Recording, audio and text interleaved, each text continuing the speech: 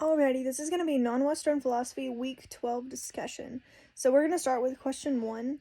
Confucius lived during a period of great political turmoil. How do you think that influences his view on the ideal sage? So as we learn about Confucius, we learn that he is different.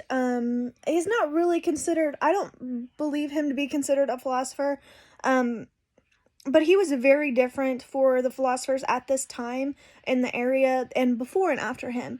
So he focused more on morality, ethics, right, virtues, how to be the best person you can in society.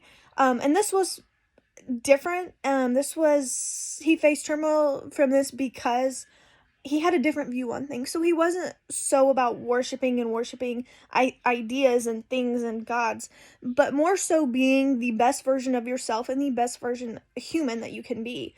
So this influences his view on the ideal sage because he just has a different take on everything, especially in this time period. And I have enjoyed learning about Confucius because I agree with him.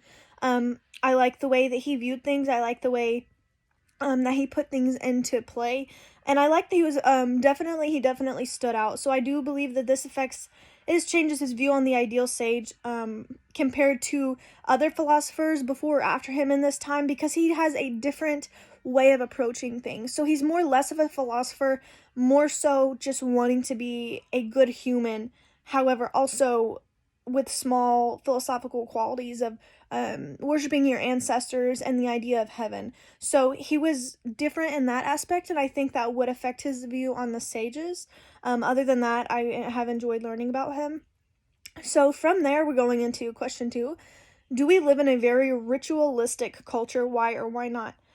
As Americans, our right to freedom, it's broad, it's vast. There's a lot of cultures in this area, not necessarily this area, but in the United States. So having one ritual doesn't really happen. Do we have a ritualistic culture? I'd say it varies from person to person, from area to area, subdivision. However, there are things that, like saying the pledge every day in school. That's kind of ritualistic. That's something that you do every day.